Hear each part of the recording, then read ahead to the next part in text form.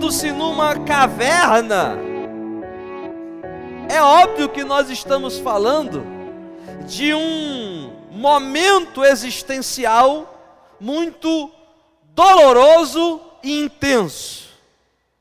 É por isso que eu estou chamando essa mensagem de hoje, conforme postei mais cedo, exatamente com essa expressão: cavernas existenciais. Porque é mais do que a geografia, é mais do que o ambiente insalubre, escuro, é mais do que isso. É um estado emocional, é um lugar existencial. E aí eu estou olhando para os meus irmãos e amigos hoje à noite, e eu tenho absoluta certeza, sem precisar de nenhuma revelação, que eu estou falando a pessoas que já experimentaram cavernas existenciais, momentos de profunda consternação, isolamento, falta de direção, totalmente sem rumo, mas todavia jamais sem chão. Porque a pergunta que a gente tem que fazer é: o que fez, ou como Davi foi parar nessa caverna? E para eu não ter que fazer um resumo, já que até hoje a gente já viu muita coisa a gente já viu sobre Davi, eu só queria lembrar vocês das nossas 3 últimas quartas-feiras rapidamente. Numa delas a gente falou sobre como a nossa vida pode ser alterada, lembra disso? E a gente se sente na bigorna de Deus sendo trabalhado por Ele. Pois bem, pelo menos essa projeção de Davi, pública, somente aconteceu quando ele, despretensiosamente, sai de casa para entregar o lanchinho dos seus irmãos. Lembra disso? Conquanto ele já tivesse sido ungido e tudo mais que a gente sabe, mas ele ainda estava vivendo aquela vidinha simples, rural, tranquila. Até o dia que ele vai levar o lanchinho, vê o gigante Golias afrontando, é tomado por um ímpeto de defesa do nome do Deus de Israel, derruba o gigante e vira estrela.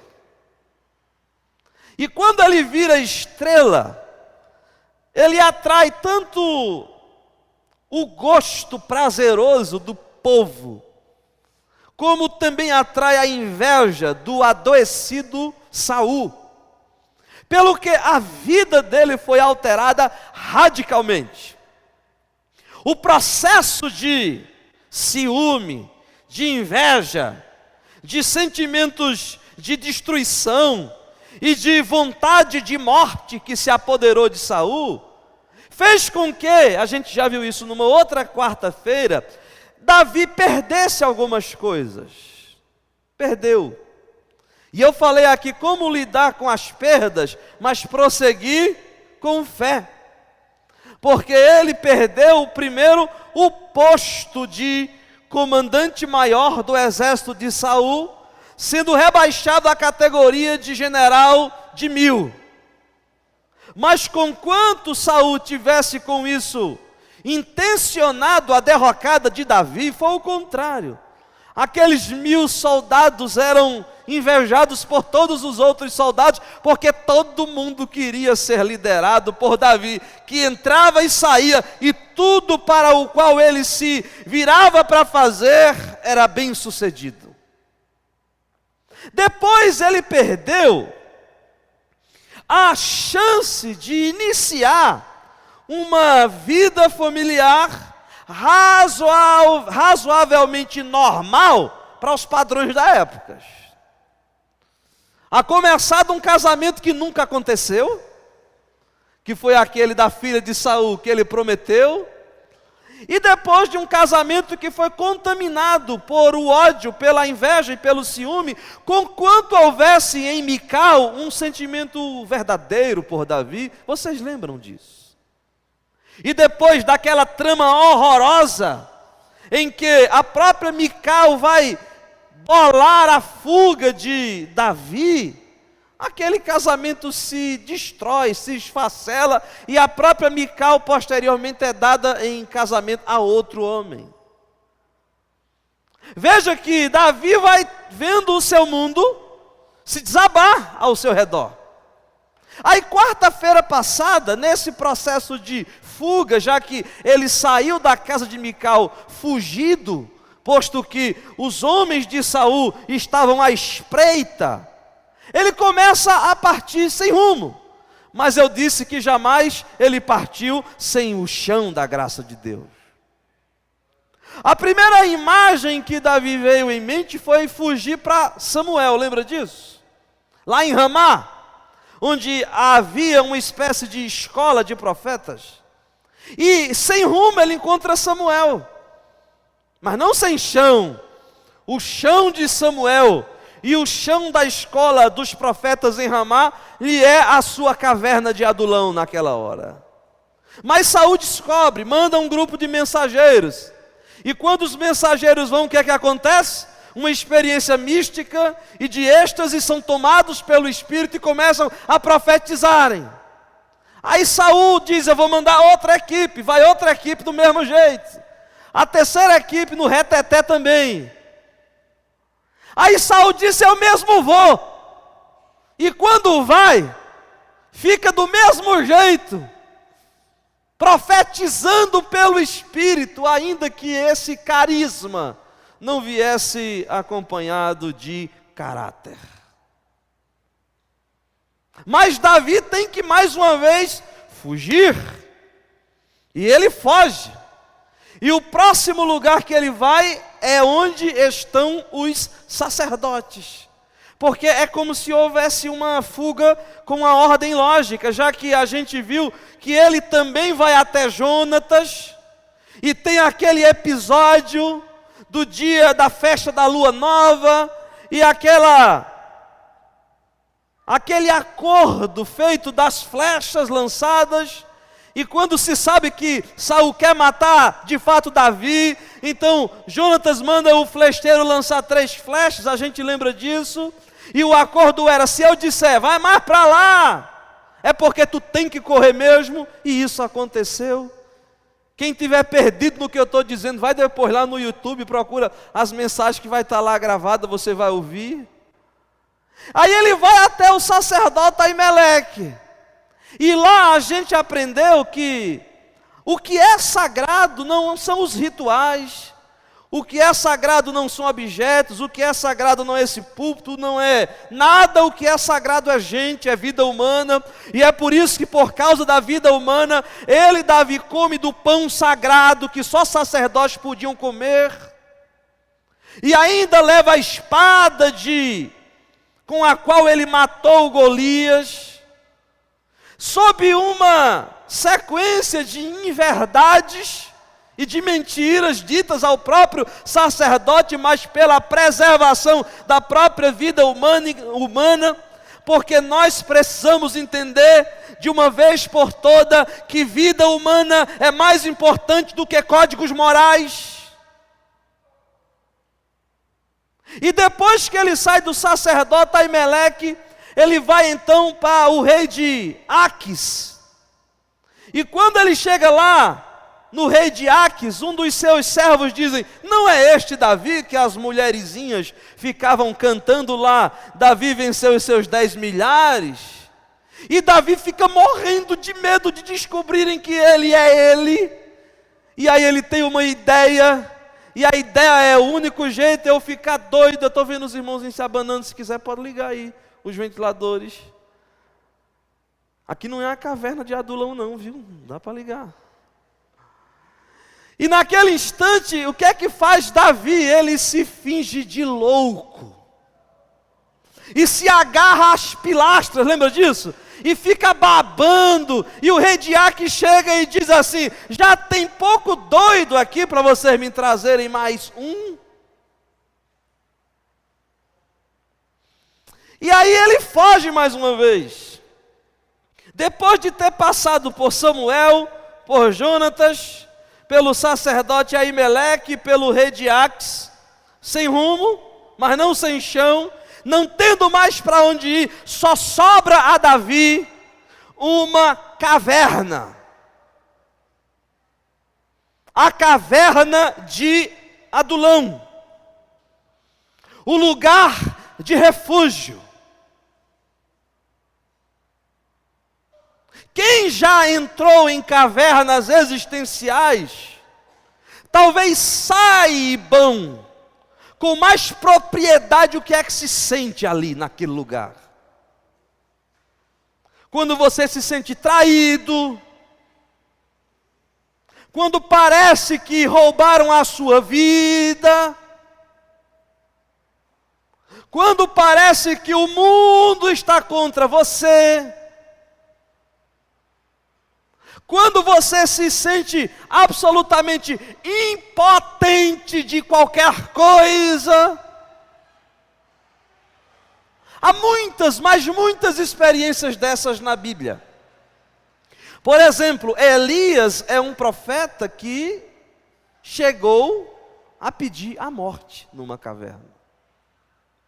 São estágios de depressão profunda, vontade de morrer, de ficar trancado num quarto escuro, de dizer assim: a minha vontade é não sair de debaixo desse lençol. Quem já viveu isso sabe direitinho o que eu estou dizendo. Portanto, eu quero lhe dizer hoje à noite que, conquanto a caverna de Adulão seja esse ambiente insalubre, que causa medo, que assusta, de gente sem rumo, sem confiar em ninguém, ouça o que eu vou lhe dizer: existem coisas que a gente só aprende assim. Existem coisas que você somente aprenderá a partir de experiências como estas, de cavernas existenciais. Só elas é que podem produzir muitas vezes um ser maduro, consciente de si mesmo, cheio de resistências, para não ficar muito frágilzinho na vida. Qualquer coisinha lhe derruba. Qualquer cara feia estão contra mim. Aí a gente tem que cair mesmo com a cara no chão, que é para ir ganhando anticorpos da vida, e ficando mais forte, e aprender a resistir. É por isso que eu lhe digo, cavernas existenciais, quem nunca experimentou, não sabe o significado da palavra superação. O que foi que Davi aprendeu aqui?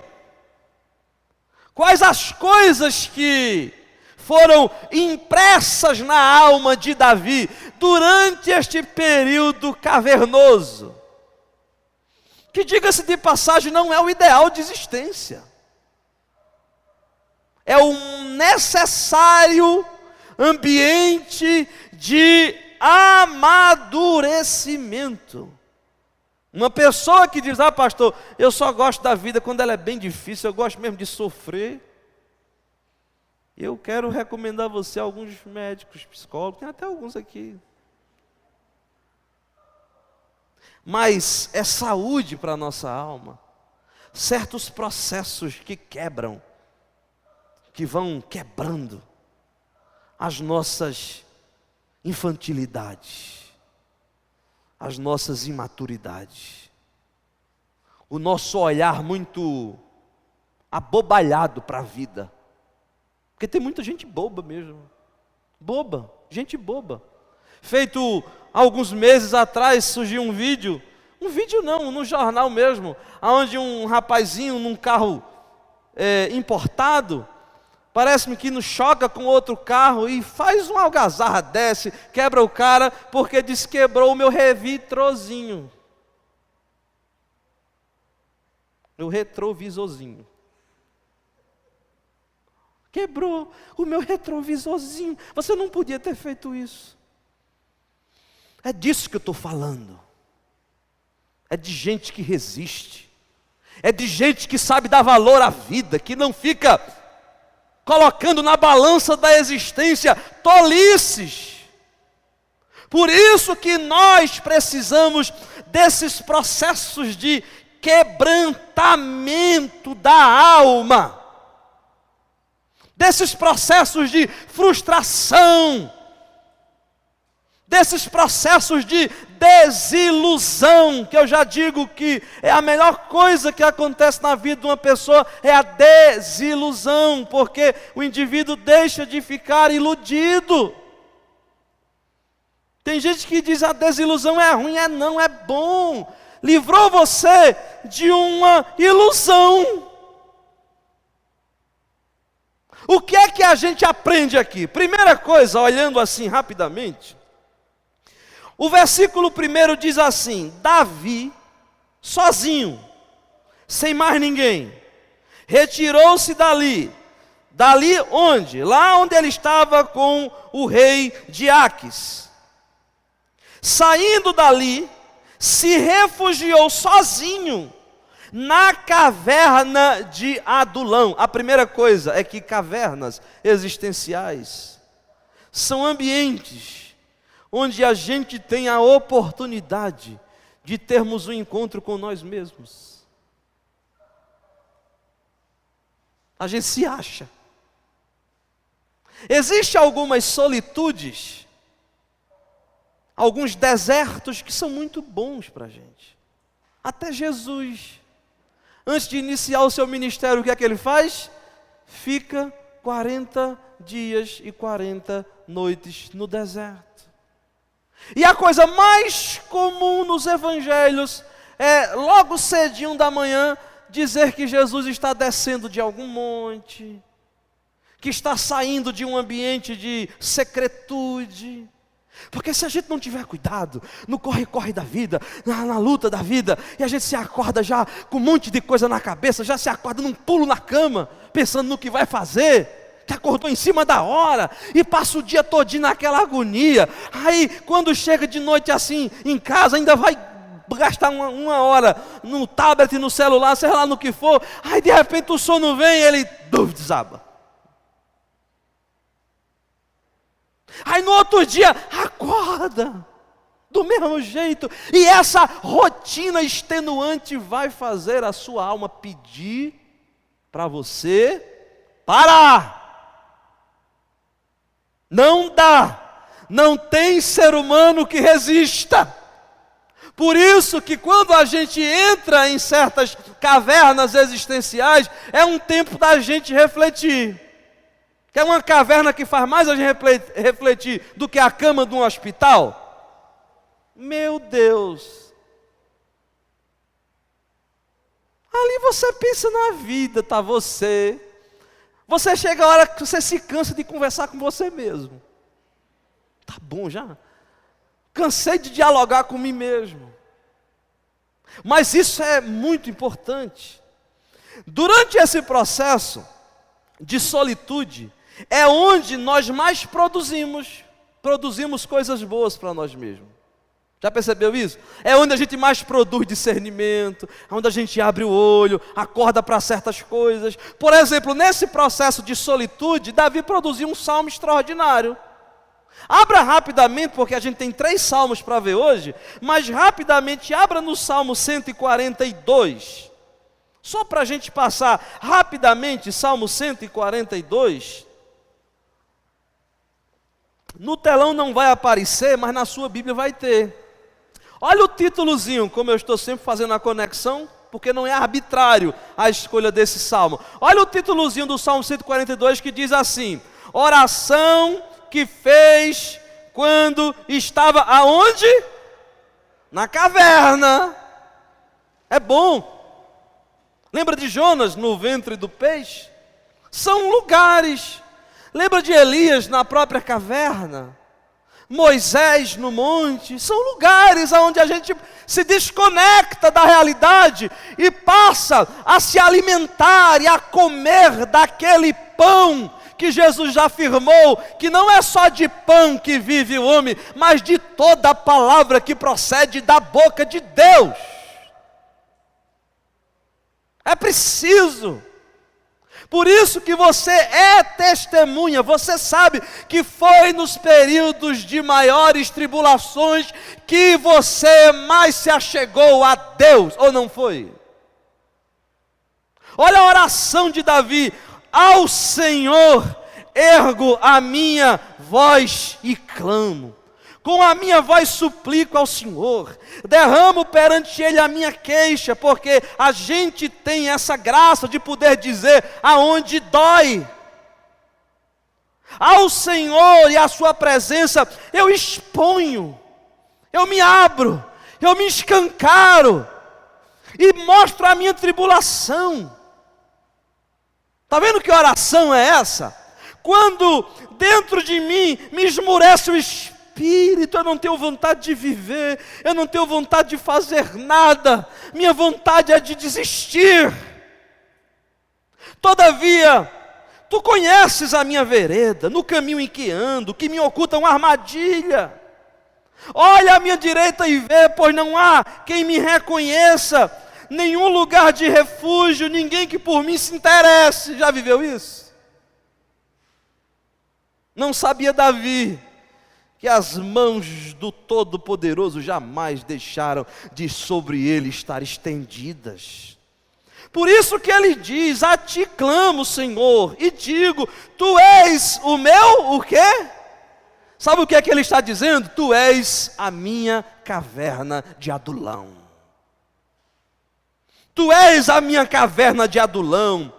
Ninguém que por mim se interesse, a ti clamo e digo, tu és o meu refúgio, o meu quinhão na terra dos viventes, atende o meu clamor, pois me vejo muito fraco.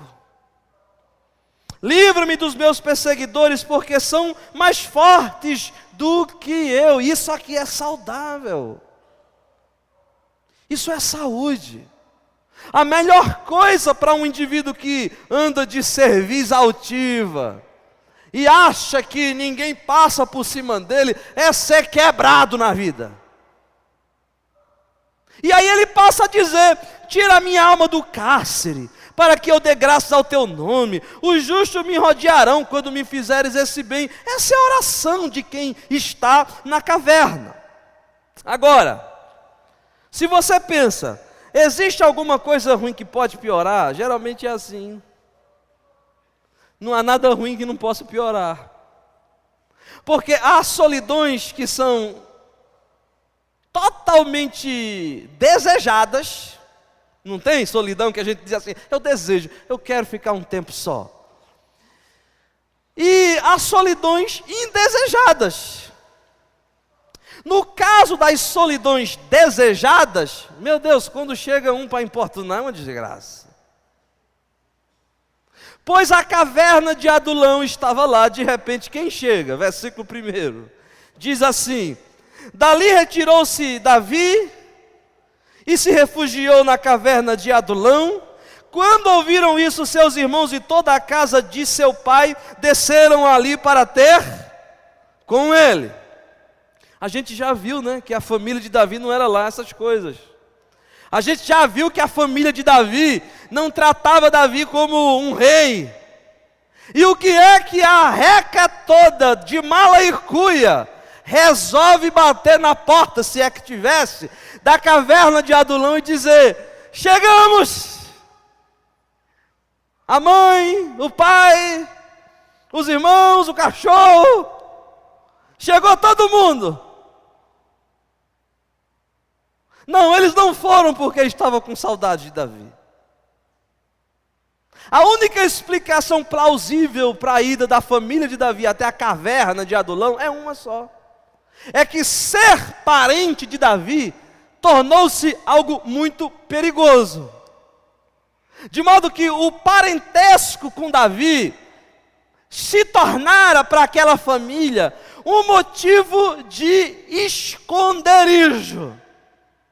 Portanto, não pensem que eles chegaram lá com um sorriso de canto a canto. Eles chegaram lá provavelmente culpando o próprio Davi de tudo quanto tinha acontecido. Mas sobre a família de Davi, daqui a pouco eu chego no que é que Davi vai fazer. Mas como eu disse, há coisas que a gente só aprende em cavernas existenciais. Como, por exemplo, a capacidade de nós nos conectarmos com nós mesmos.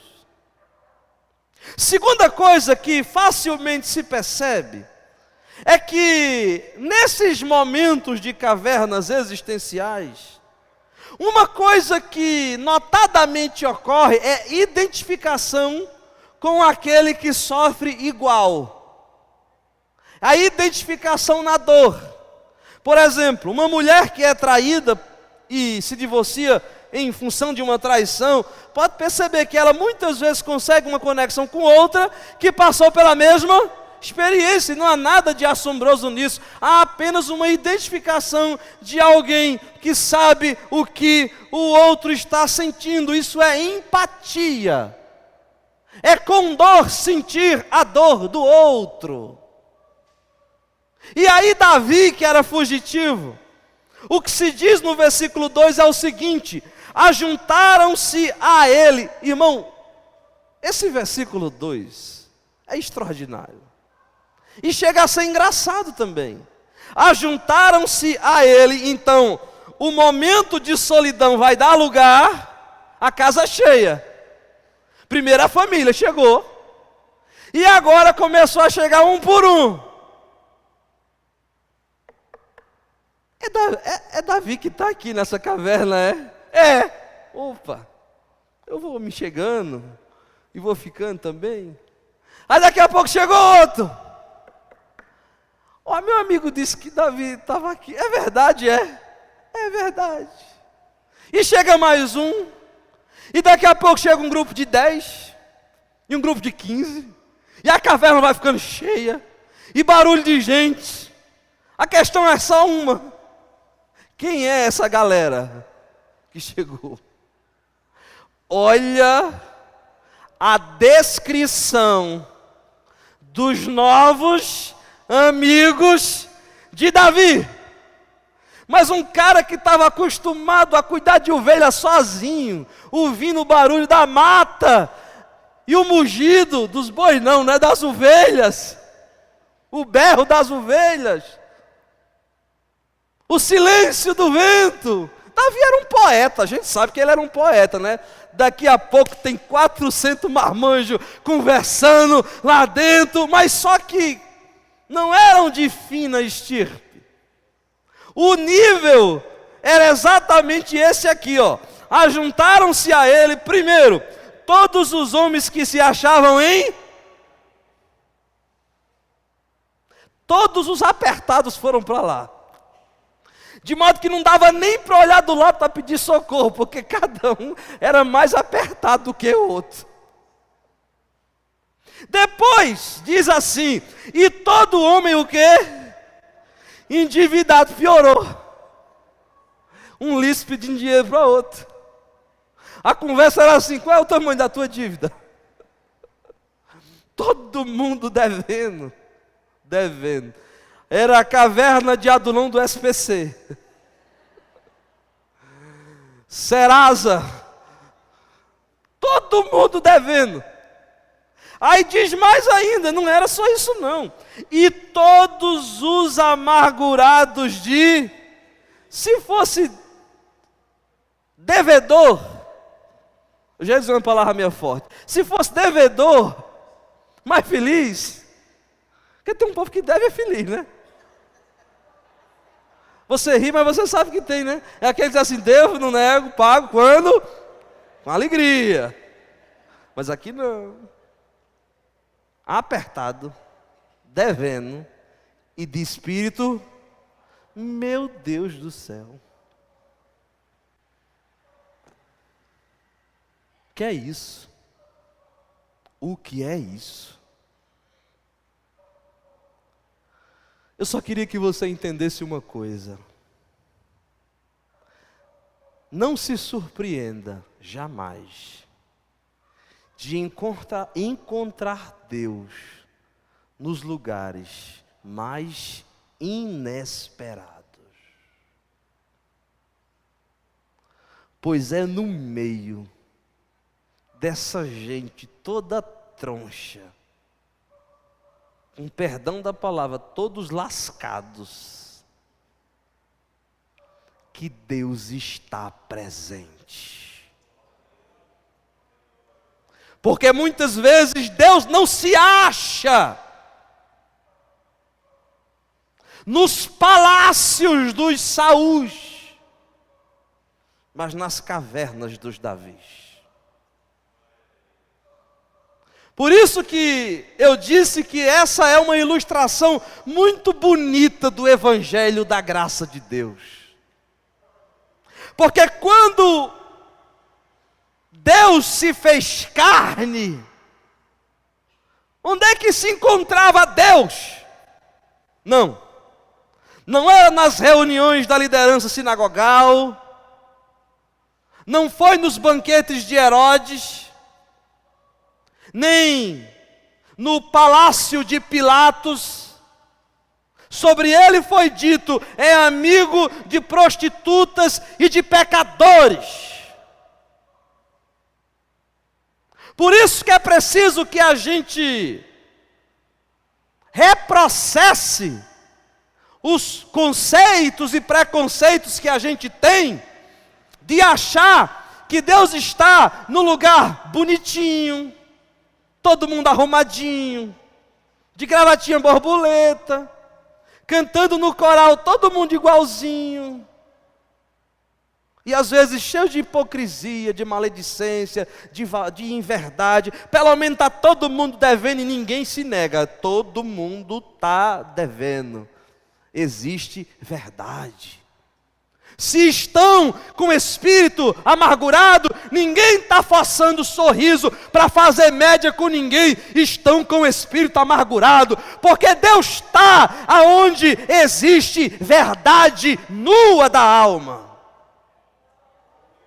Onde não existe esse escancaramento real do ser, aí habita a hipocrisia, o mascaramento, e Deus está batendo a porta, como fez com a igreja do Apocalipse, dizendo: se entrar, se abrir, eu entro.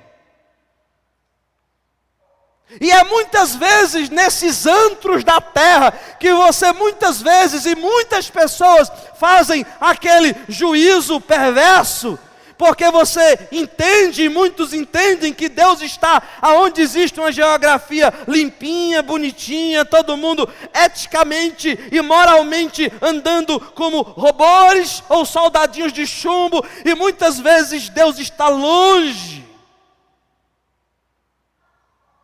Jesus nos disse isso de muitas formas. Por exemplo, ele contou a parábola das ceias, das bodas, aonde um senhor vai mandar convidar, e cada um dos certinhos e organizadinhos, quase que parecendo aquela família daquele desenho Simpsons, todo mundo bonitinho. Cada um foi recusando o convite da graça, e o dono da festa disse: pois sabe de uma coisa, vai nos becos, nas ruelas, e sai puxando todo mundo que está lá, e enche a minha casa. A caverna de Adulão é um lugar de graça, é um lugar que cabe todo mundo, que não tem porta fechada, que ninguém é impedido de entrar, que o que se espera é que haja apenas verdade, sinceridade, enquanto o óleo da graça vai curando os de espíritos angustiados, vai dando sensatez, lucidez, sabedoria. É para isso que a caverna de Adulão serve, para juntar 400 bandoleiros, que mais tarde se transformarão nos homens de confiança, quando Davi colocar o cetro na mão e a coroa na cabeça. Por isso que tem coisas que a gente só aprende em cavernas, como por exemplo, a de redefinir aquilo que a gente chama de o lugar onde Deus habita. Mas tem uma terceira coisa. A turma estava animada, tinha muita gente, mas Davi percebeu que aquele ambiente não era ambiente para todo mundo. Não era. E eu queria que você soubesse uma coisa hoje à noite: jamais ponha ninguém nas costas. Jamais ponha ninguém nas suas costas e carregue elas, se a estrada que você vai andar, você sabe que ela não suporta. Você entendeu o que eu acabei de dizer? Deixe que cada um discirna e decida por si mesmo. Davi chamou alguém para a caverna? Chamou alguém? Cada um foi porque quis. Os endividados, os de espíritos amargurados, os que estavam em aperto, cada um foi porque quis. Só que entre estes tinha um grupo que Davi sabia que não iria suportar a vida ali. E aí, a caverna ensina Davi a ter um coração não vingativo. Por isso que o versículo de número 3, se você observar, diz assim: dali passou Davi a Mispa de Moabe, e disse ao seu rei: deixa estar meu pai e minha mãe convosco. Está vendo o que é que Davi está fazendo? Papai e mamãe não aguenta ficar aqui. Eu não sei se algum irmão estava no pacote, é até possível que sim. Porque enquanto Davi se fez chefe dos 400 desgraçados, a família de Davi talvez não suportaria aquilo. E ele, com um cuidado paternal, leva-os até Mispa, e lá diz: olha, deixa meu pai e minha mãe convosco. Agora olha a última frase do versículo 3. Note, ele diz assim: até que eu saiba o que Deus há de fazer de mim. Que coisa extraordinária. Existem discernimentos que são seus, e que por mais que você pegue com uma pessoa no braço e diga: venha comigo, às vezes essa pessoa não vai discernir, não vai compreender.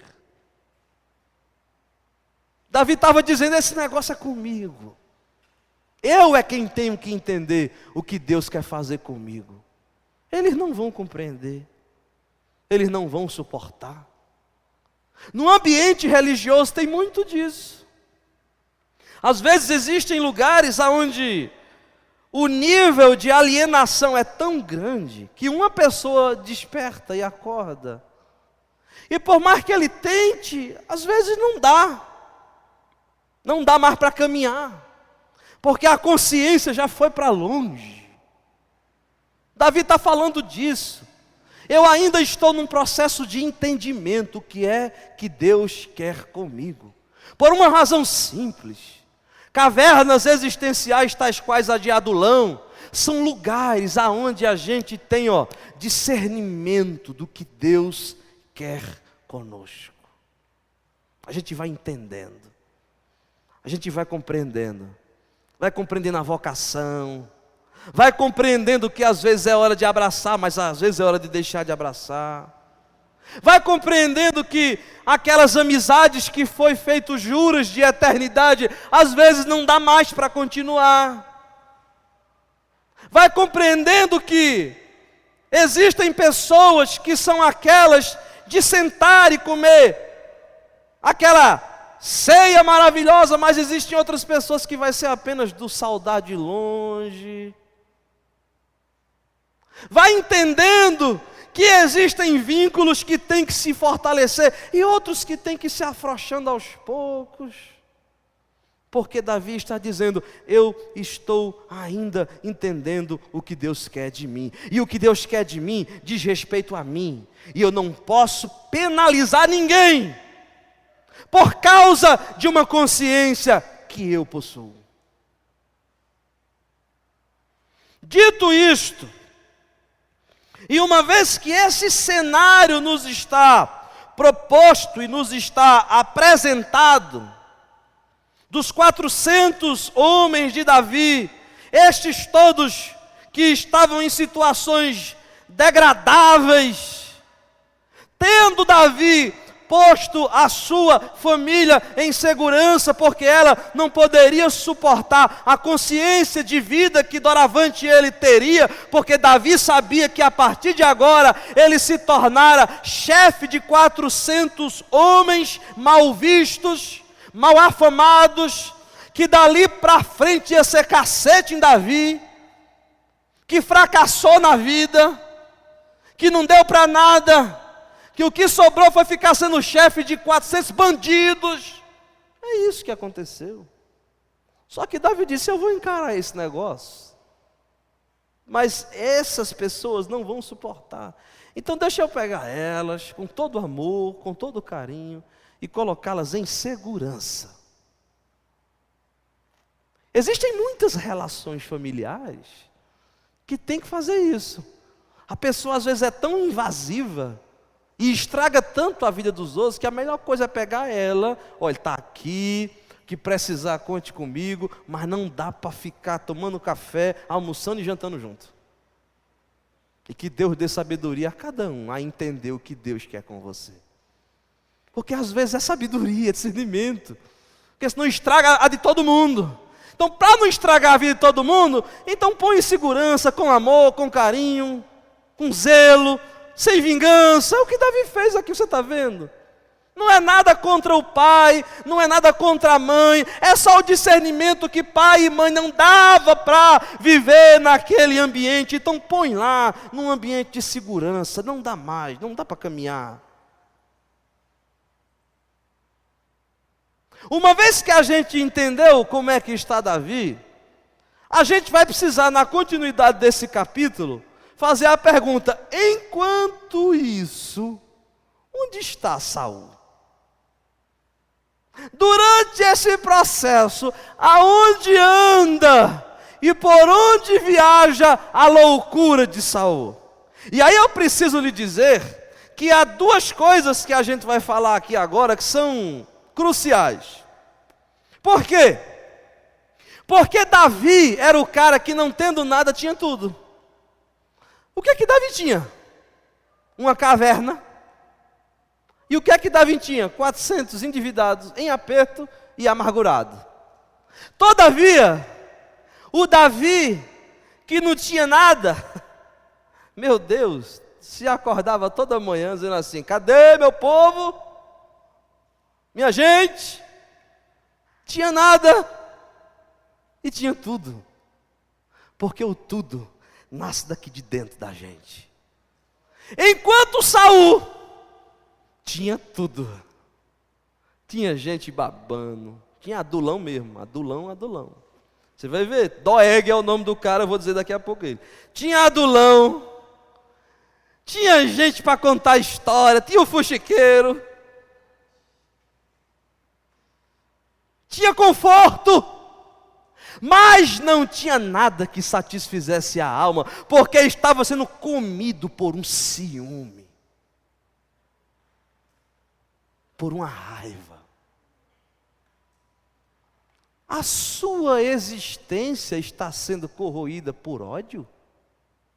Você está fazendo manutenção de ira contra quem quer que seja? Isso vai matar você. Por isso que a coisa mais libertadora que existe é o perdão. Porque o perdão nos livra.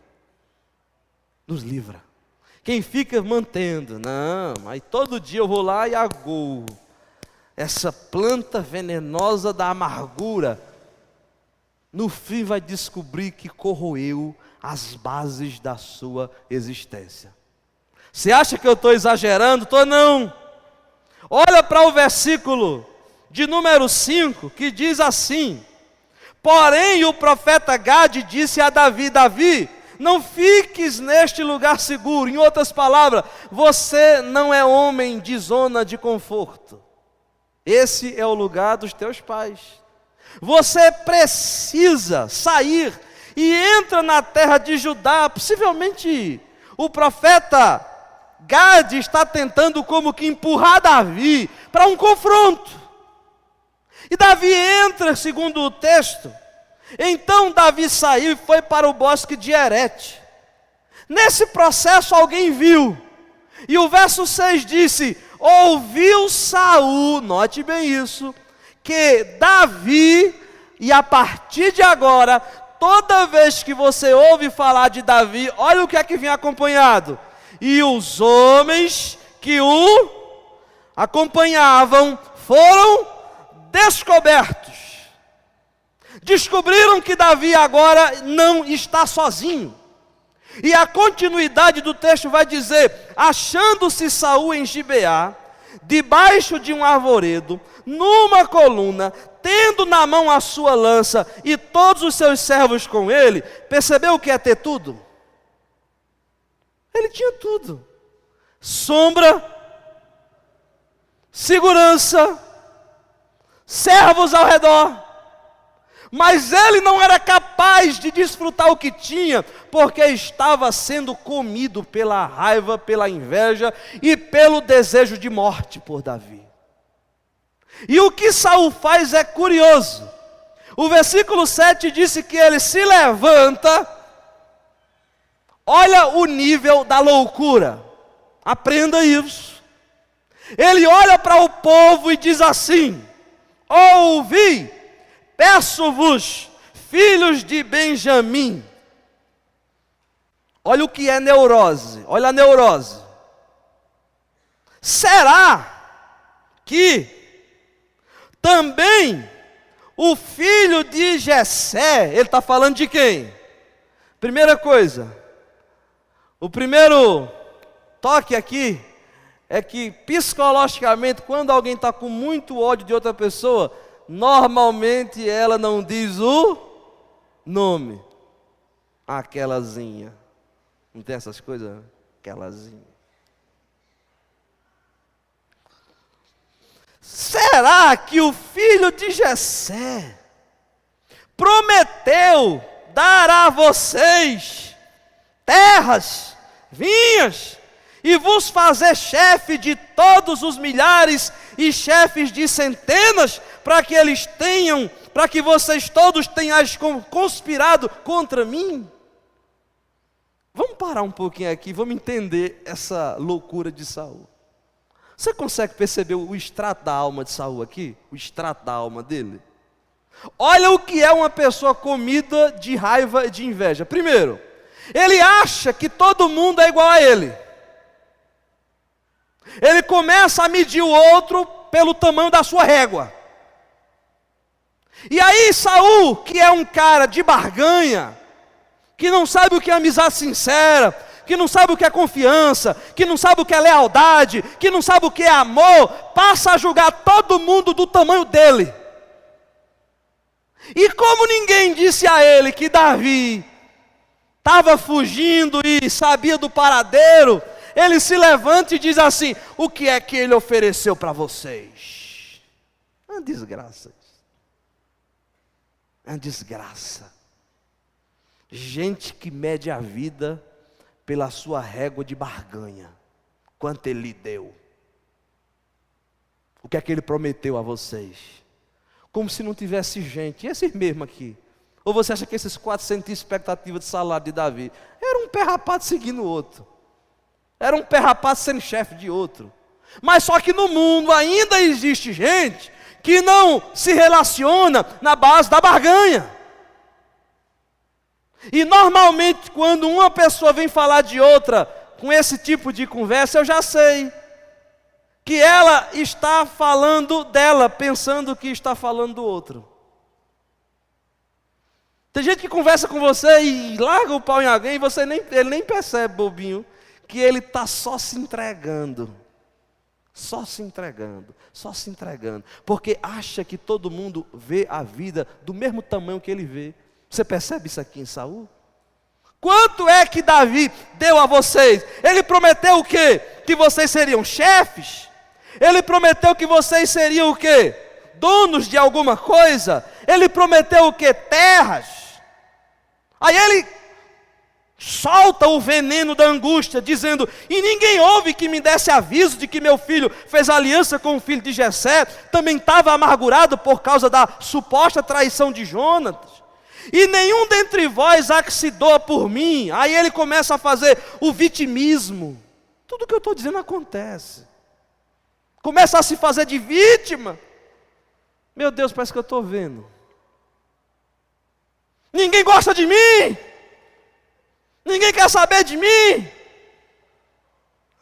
É uma desgraça. E continua.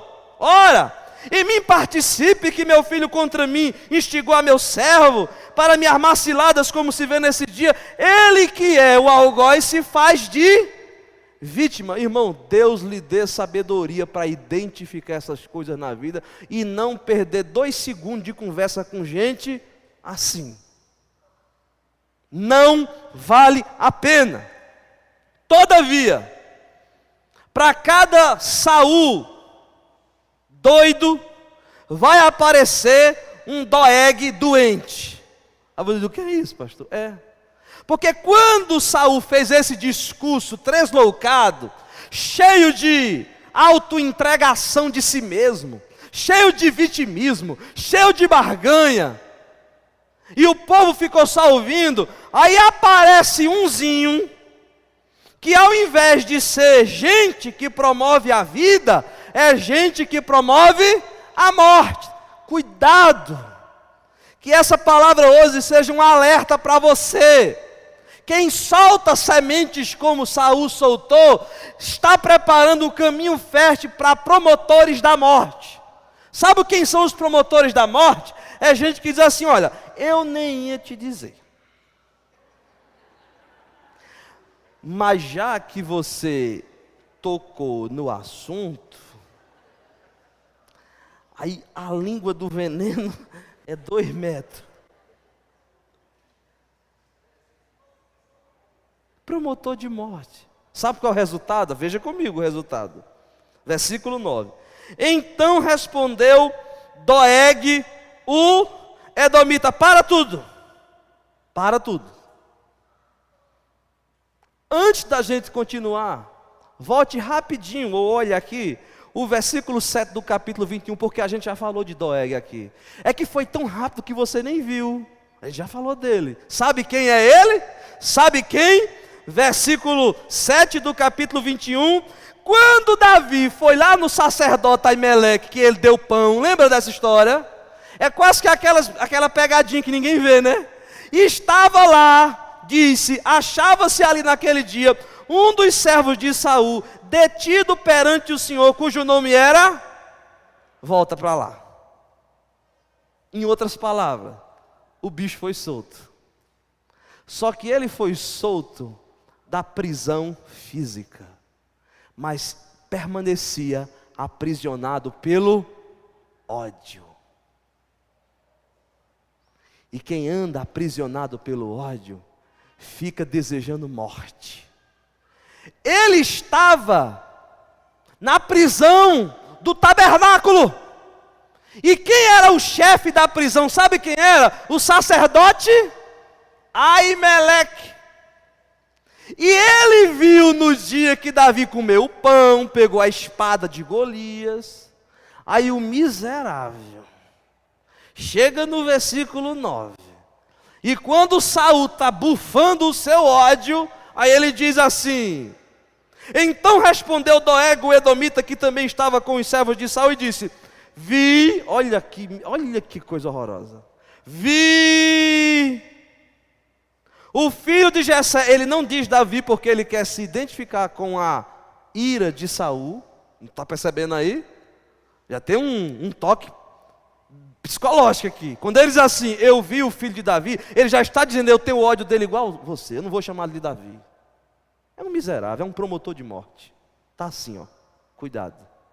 Vi o filho de Jessé chegar a Nobe, a Aimeleque, filho de Aitube. Ele diz a descrição todinha, miserável, está tudo nele. E como Aimeleque, a pedido dele, consultou o Senhor e lhe fez provisões para tudo. Mentira. Acrescentou. Não acrescentou? Você viu que Davi fez alguma previsão lá? Não. Davi pediu pão. E quando perguntou se tem alguma espada, ele disse: tem a espada que você matou Golias. Mas ele acrescenta que Davi fez previsões, porque com isso ele já está dizendo assim, ó, tinha um negócio assim, os dois juntos. É sério, você está vendo aí? Quando ele diz assim, ó, eu vi lá, e eu vi quando ele consultou o Senhor, fez previsões. Parece que se conhecia desde criança. E continuou. Olha o que é o promotor da morte. E continuou. E lhe deu a espada de Golias, o filisteu. Verdade.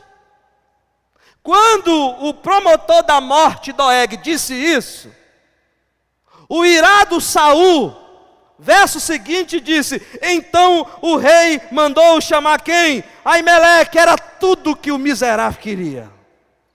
Estava babando de vingança. Oh, coisa boa. Nada como um dia depois do outro. Estava preso lá, achando que era o tal. Mas olha aí agora. Vem para cá, Aimeleque. Agora chegou a hora de eu pisar. Infelizmente, não tem jeito assim.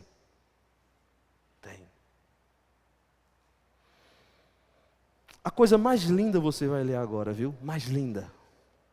O texto diz: disse Saul, depois que todos estavam lá, inclusive Aimeleque, versículo 12. Ouve, peço-te, filho de Aitube. Aimeleque respondeu: eis-me aqui, meu senhor. Então lhe disse Saul, note o versículo 13, há outro toquezinho aqui que você tem que entender. Quando ele pergunta, por que conspirastes contra mim? Ele não faz a pergunta, o que é que Davi foi fazer lá? Ele faz essa pergunta? Sabe por que ele não faz essa pergunta? Porque o veneno do Doeg já estava nas veias de Saul. Ele acreditou. Meu Deus, como tem isso? Como tem isso na vida? Gente que chega, solta o veneno, o outro não é capaz de dizer, pera lá, essa pessoa me disse isso, e se não for verdade? Por que não chegou? Aimeleque, Davi foi fazer o que lá? Aí Aimeleque quer dizer, bom, ele chegou lá dizendo que estava com os exércitos. Não foi isso que Davi contou? Amando de você mesmo. E quando você manda, você quer segredo de Estado. Não. Saul já tomou por verdade que Aimeleque estava de conluio com Davi. Por isso que a pergunta dele é, por que conspirastes contra mim, tu e o filho de Jessé? Pois lhe deste pão e espada, olha aí, e consultaste a favor dele a Deus, para que se levantasse contra mim. Olha quanta coisa apareceu aqui. E me armasse ciladas como hoje se vê. Quando é que Davi armou cilada para Saul? Agora, você quer ver o que é um homem de caráter? Sabe uma das coisas mais bonitas da vida? É gente de integridade de caráter. É gente que não se encurva. É gente que não fica, porque eu só disse isso naquele dia, é porque, isso sabe, né? É gente que diz assim, é assim mesmo.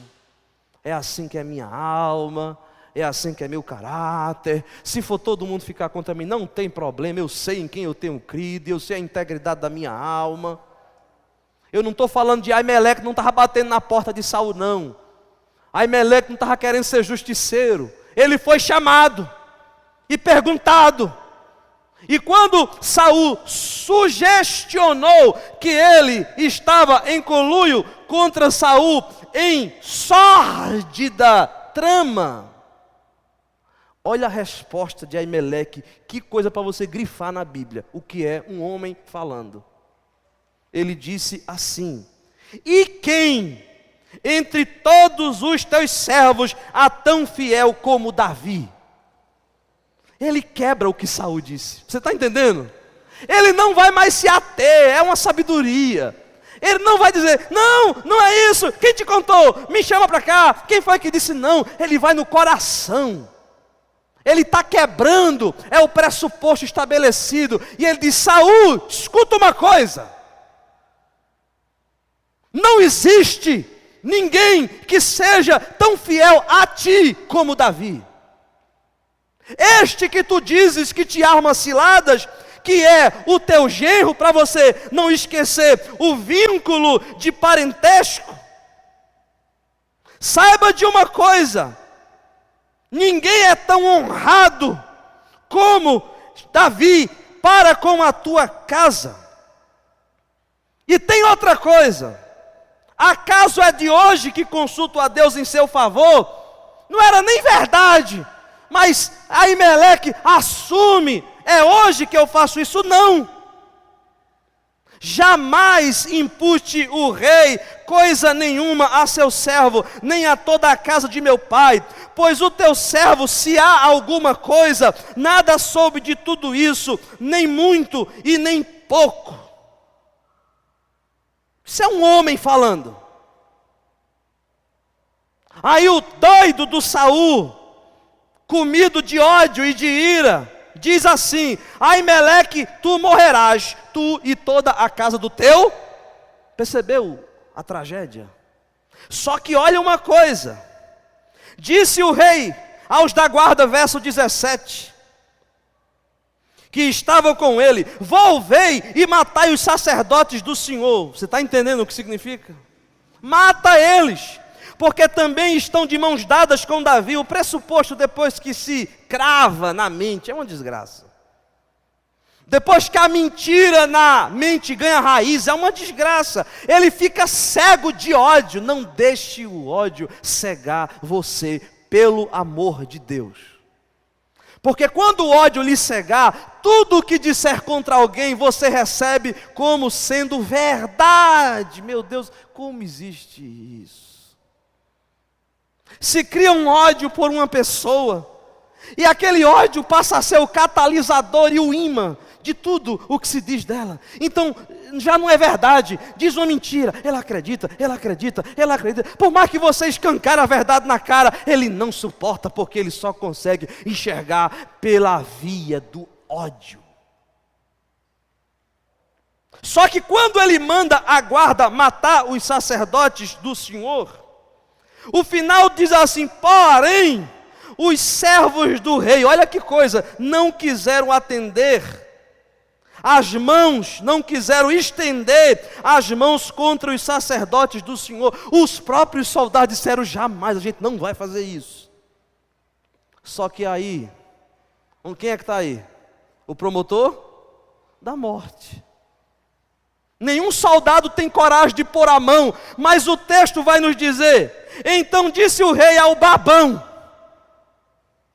Tem tanto babão. Volve-te e arremete contra os sacerdotes. Era tudo que o babão queria.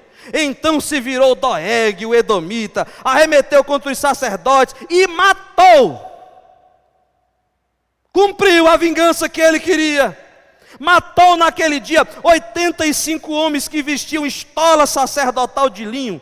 Também a nobre cidade destes sacerdotes passou a fio da espada homens e mulheres e meninos e crianças de peitos e bois e jumentos e ovelhas, e foi uma carnificina geral.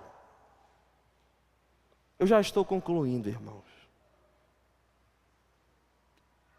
Mas não se esqueça: caverna é lugar onde a gente cresce com Deus. Por que é que eu estou lhe dizendo isso?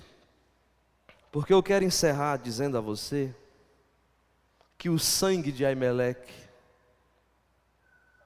e de toda a sua casa chegou aos ouvidos de Davi. E se tem uma coisa que a gente aprende quando vive essas cavernas existenciais, é não sentir só sua dor.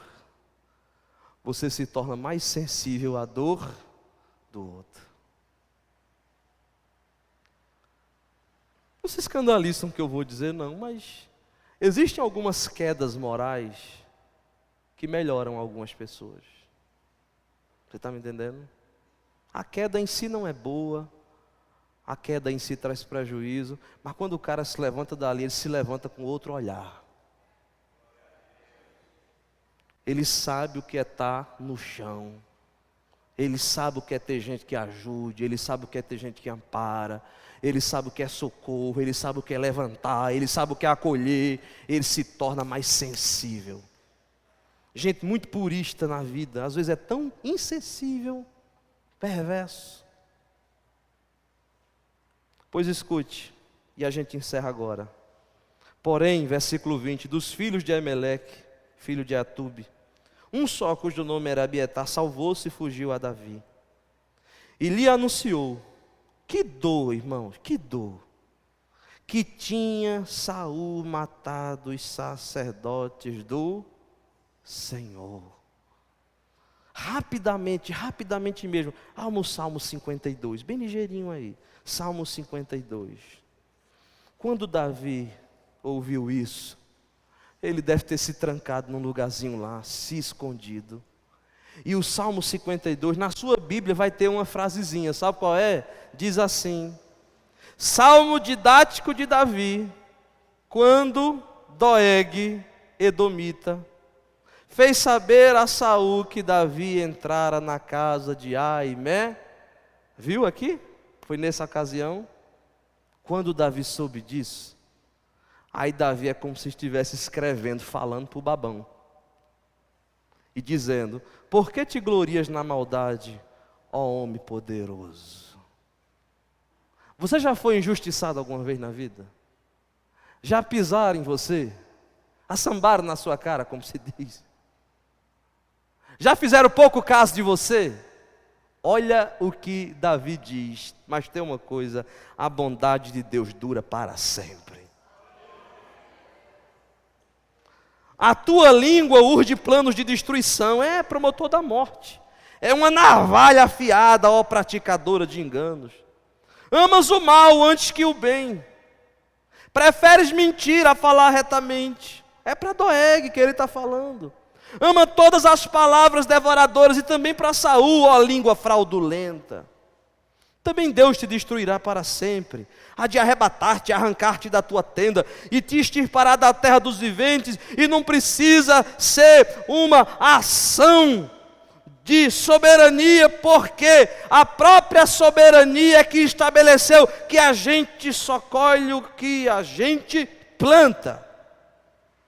Os justos hão de ver tudo isso, temerão e se rirão dele, dizendo, eis o homem que não fazia de Deus a sua fortaleza. Antes confiava na abundância dos seus próprios bens, e na sua perversidade se fortalecia. Quanto a mim, aqui na caverna, porém, sem ter nada, sabe como é que eu sou? Eu sou como oliveira verdejante, na casa de Deus, ainda que não era templo, era caverna.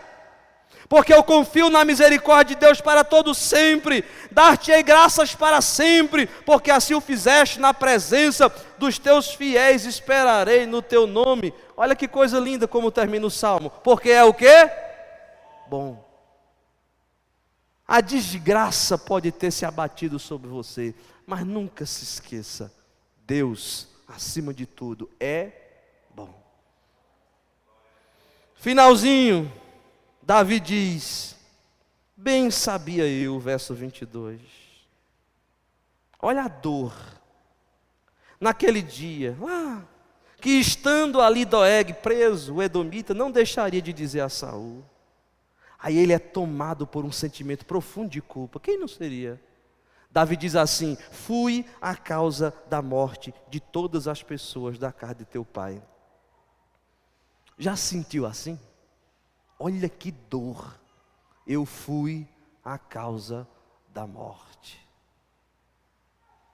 Deixa eu lhe dizer uma coisa, ainda assim, a caverna é lugar de crescimento.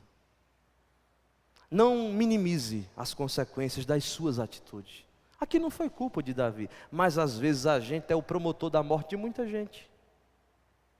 Às vezes nós somos os causadores da tristeza de muita gente. Às vezes nós somos os promovedores de muitas mortes. E que Deus nos dê discernimento. Mas no finalzinho, Davi, que não era culpado de nada, estava fugindo, tentando salvar a vida. Olha para o filho de Aimeleque, Abiatar, o menino que ficou só na vida sem ter mais ninguém. E Davi faz uma coisa linda, bonita, que me faz olhar para Davi como sendo um homem, sim, segundo o coração de Deus. Ele diz: meu filho, não tenha medo, fica aqui comigo. Porque quem procura a minha morte, procura também a tua. Então, como é dois procurar de morte? Vamos ficar juntos, e comigo tu estarás a salvo. Eu quero que você fique em pé nesse instante.